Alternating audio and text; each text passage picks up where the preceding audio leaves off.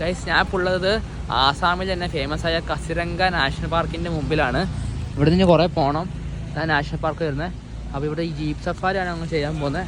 ഈ കാണുന്നത് ഇവിടെ എന്താ പ്രത്യേകത വെച്ചാൽ 1 ഹോൺ റൈനോസസ് അല്ലെങ്കിൽ ഒരു കൊമ്പല്ല കാണ്ടാമൃഗമാണ് ഇവിടുത്തെ പ്രത്യേകത.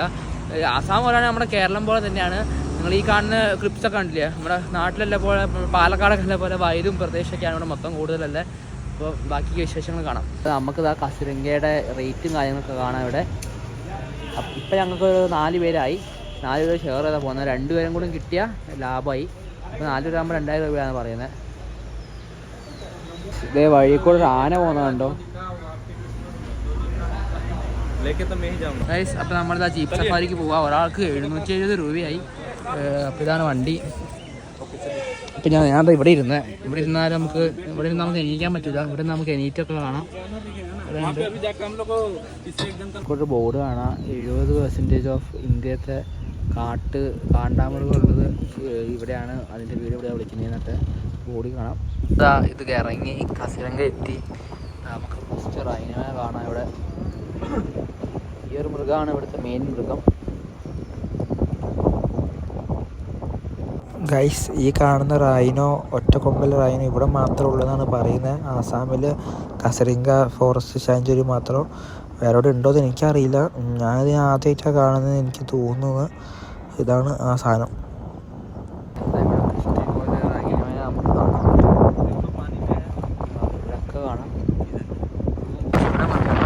കുറവാന്ന് തോന്നുന്നു. ആപ്പാടെ കണ്ടത് മറ്റേ കാണ്ടാമൃഗം റൈനോസസിനകത്തും പിന്നെ 2-3 കരടിനെയും പിന്നെ മാത്രമാണ്.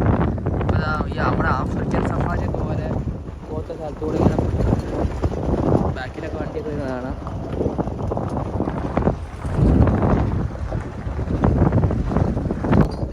മറ്റേ കാണ്ടാമൃഗോ എന്താ സാധനം? ആ സാധനം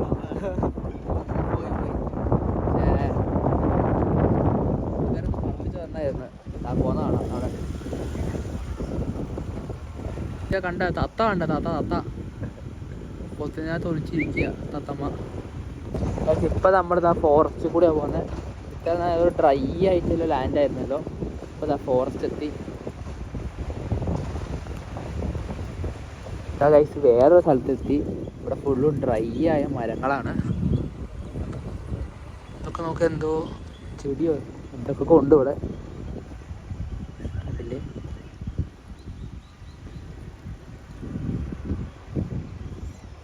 നമ്മുടെ ഡ്രൈവർ ഭായി, ആപ്കാ നാം? മിന്റു ആസാമിൽ തന്നെ കസിരംഗയിൽ ഫോറസ്റ്റ് ആയിട്ട് ഇങ്ങനെ ഡ്രൈവർ ചെയ്ത് നടക്കുക. പുള്ളിയുടെ നമ്പർ വേണമെങ്കിൽ ഞാൻ ഇതിൽ ഡിസ്ക്രിപ്ഷനിൽ കൊടുക്കാം. നിങ്ങൾ കസിരംഗ വരുവാണെങ്കിൽ പുള്ളിയെ വിളിച്ചാൽ മതി.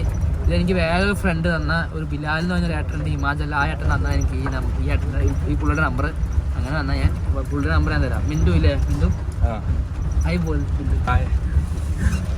കോഴീനെ ഇവിടെ നമുക്ക് കോഴീനെ കാണുന്നുണ്ടോ നിങ്ങൾക്ക്? കാട്ടുകോഴി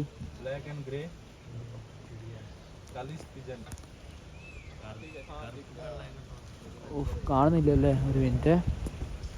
ആ കൈസ കണ്ടോ ആ കോഴി കണ്ടോ? കണ്ടോ കൈസ ആ കോഴീൻ്റെ തോലൊക്കെ പൊരിച്ച് നമ്മുടെ നല്ല മസാലയൊക്കെ ഇട്ട് പൊരിച്ചടിക്കണം. നല്ല കിട്ടില്ല അൽഫാമൊക്കെ ആക്കി കഴിക്കണം. അതൊക്കെ കാട്ടുകോഴി ഏതാ? ആ കോഴി അല്ലല്ലോ അത്, വേറെന്താ സാധനം? കോഴിയല്ല അല്ലേ? അല്ല വേറെന്തോ സാധനമാണത്. മറ്റേ പൂവുണ്ടോ? എന്തോ ഒരു നീലപ്പൂവോ വെള്ളപ്പൂ നമ്മളെന്തോ പറയില്ലേ? ഇങ്ങനെ കിടക്കും ഇവിടെ ഇഷ്ടം പോലെ. ഈ പൊടി അടിച്ചുണ്ട് ക്വാളിറ്റി കിട്ടാത്ത. ഇത് നമ്മുടെ മറ്റേ എന്താ കൊടൈക്കനാലത്തെ കൂക്കാല് പോലത്തെ ഒരു സെറ്റപ്പ് പോലെ തോന്നില്ലേ ഇതിലേക്ക് കണ്ടപ്പോൾ? പച്ചപ്പൊക്കെ കണ്ടിട്ടേ.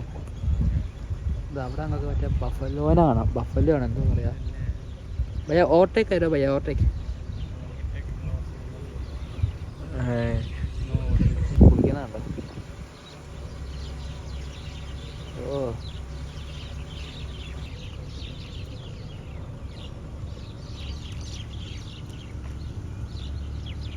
ഇതാ ഗൈസ് കാട്ടുപോത്തോ എന്താ പറയുക, അത് കടന്ന് കുളിക്കുന്നത്. ഗൈസ് ഇവിടെ വൈൽഡ് ലൈഫാന്നൊക്കെ പറഞ്ഞിട്ട് ആ JCB ഒക്കെ വെച്ച് നശിപ്പിച്ചേക്കുന്നത് മൊത്തം. ഇതേ അവിടെ കുത്തിയിരിക്കുക. ഇവിടെ ഒക്കെ എന്തായാലും കാടായിരുന്നേനെ, വെറുതെ നശിപ്പിച്ച് കളഞ്ഞ്. മരങ്ങളൊക്കെ മുറിക്കാൻ കാരണം ചോദിച്ചു നോക്കിയപ്പോൾ പറയുന്നത് ഇത് ആവശ്യമില്ലാതെ വെറുതെ കിടക്കുന്ന മരങ്ങളായതുകൊണ്ടാണ്. എന്താ പറയുക, പുല്ല് മാത്രം മതി, ഇതൊക്കെ വെറുതെ കമ്പും കോലായിട്ട് ഇങ്ങനെ കിടക്കുന്നതുകൊണ്ടാണ് മുറിച്ച് കളഞ്ഞാണ് ഡ്രൈവർ പുള്ളി പറയുന്നത്. ഇവിടെ വരെ ഉള്ളൂ എന്ന് എനിക്ക് തോന്നുന്നു. ഇവിടെ എന്തോ വ്യൂ പോയിന്റ് പോലെ എന്തോ ക്യാമ്പും കാര്യങ്ങളൊക്കെയാണ്. വന്ന വണ്ടിയൊക്കെ കാണാം. ഈ കാണുന്നതാണ് മറ്റേ റൈനോസറസിൻ്റെ കൊമ്പും അവശേഷിച്ചൊക്കെ. ഈ ആനേനെ കാണാം, വലിയ സുഖമൊന്നുമില്ല. ഇതിൻ്റെ പുറത്ത് കാണാൻ 3-4 ആനേനെ ഇതിനും അടുത്ത്. നമ്മളതാ രണ്ടാമത്തെ പോയിന്റ് എത്തി ഇറങ്ങുന്നത്. ഇത് പിന്നെയും കുഴപ്പമില്ല എന്ന് പറയാം. ഇവിടെ ഫുള്ളൊരു വായു പോലെ, എന്താ പറയുക, ഇതൊക്കെയാണ്, വെള്ളമാണ് മൊത്തം. വണ്ടിയും കാര്യങ്ങളൊക്കെ കാണാം. ഇവിടെ ഹട്ടൊക്കെ ഉണ്ടാക്കി വെച്ചിട്ടുണ്ട്.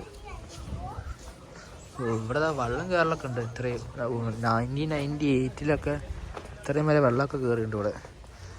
2014 ഇത്രയും വരെ ഈ വെള്ളമായിരിക്കും. എന്തായാലേ കാണുന്നതൊക്കെയാണ് കാസിരംഗ ഫോറസ്റ്റിൻ്റെ പ്രത്യേകതകൾ. വേൾഡ് ലാർജസ്റ്റ് 1 ഹോൺഡ് റൈനോസും high density of royal Bengal ടയറൊന്നും എനിക്ക് കാണിക്കാൻ തോന്നിയിട്ടുണ്ടെന്ന്. ഒരെണ്ണം പോയി ഞങ്ങൾ കണ്ടില്ല, ബാക്കിയൊക്കെ കണ്ട്. പക്ഷെ ഒരു പുല്ലിനെ പോലും കാണാൻ പറ്റിയില്ല. അപ്പോൾ ഇതോടെ കഴിഞ്ഞ് കാസിരംഗ നാഷണൽ പാർക്ക്. ഇത് എങ്ങനെയുണ്ട് ചോദിച്ചാൽ കുഴപ്പമില്ല. ഒരു 2-2.5 മണിക്കൂറൊക്കെ നമുക്ക് സ്പെൻഡ് ചെയ്യാൻ പറ്റിയ സ്ഥലം തന്നെയാണ് ആസാമിൽ. പുലിയൊന്നും പ്രതീക്ഷിച്ചു വരണ്ടാവുണ്ടെന്ന് പറഞ്ഞാലും അതേപോലെ കാണാൻ പറ്റില്ല. ഇതിനു മുമ്പ് പോയവരാണേലും പുലിനാരും കണ്ടിട്ടാന്നൊക്കെയാണ് പറയുന്നത്. പിന്നെ റൈനോസിനെയും പിന്നെ കാട്ടുപോത്തിനെയും അതിനൊക്കെ കാണാൻ വേറെ ഗുണമൊന്നുമില്ല. പിന്നെ ജീപ്പ് സഫാരി അത് നല്ലൊരു എക്സ്പീരിയൻസ് തന്നെയായിരുന്നു. മൃഗങ്ങളെ കാണുന്നതിനെക്കാട്ടും എനിക്ക് ഇഷ്ടപ്പെട്ടത് ജീപ്പ് സഫാരി തന്നെയാണ്. ഈ ഒരു ജീപ്പിൽ പോകുന്നത് ഇത് നല്ല രസമുണ്ടായിരുന്നു. പിന്നെ ഫോറസ്റ്റും ഇതിലൂടെ ഒക്കെ പോകുന്ന ഫോറസ്റ്റൊക്കെ ആണേലും നല്ല രസമൊക്കെയാണ്. കാസിരംഗ നാഷണൽ പാർക്കിന് തൊട്ടടുത്ത് കണ്ടൊരു കാഴ്ചയാണ്. ഇവിടെ കുറേ ആനേനെയൊക്കെ വളർത്തുമെന്ന് ഞാൻ തോന്നുന്നു. നാട്ടാന എന്ന് തോന്നുന്നു, നാട്ടാന. ഇവിടെ കുറേ കാണാം നമുക്ക് ഇവിടെയൊക്കെ. ഇന്നത്തെ വീഡിയോ അവസാനിക്കുകയാണ്. ഞാനിപ്പോൾ ഉള്ളത് ടവാങ്ക് പോകുന്ന വഴിക്കുള്ളൊരു പെട്രോൾ പമ്പിലാണ്. ജിയോയുടെ ഒരു പെട്രോൾ പമ്പാണിത്. ഇവിടെ നല്ലൊരു പമ്പാണ്, നല്ല ബാത്റൂമൊക്കെ ഉണ്ട്. ഇവർ മര്യാദക്ക് മെയിൻറ്റെയിൻ പോലും ചെയ്യുന്നില്ല. അപ്പോൾ ഇന്ന് രാത്രി ഇവിടെ ടെൻ്റ് അടിച്ച് കിടന്ന് ഉറങ്ങിയിട്ട് നാളെ രാവിലെ എണീറ്റ് ലിഫ്റ്റ് അടിച്ച് ടവാങ്ക് പോകും. ബൈ.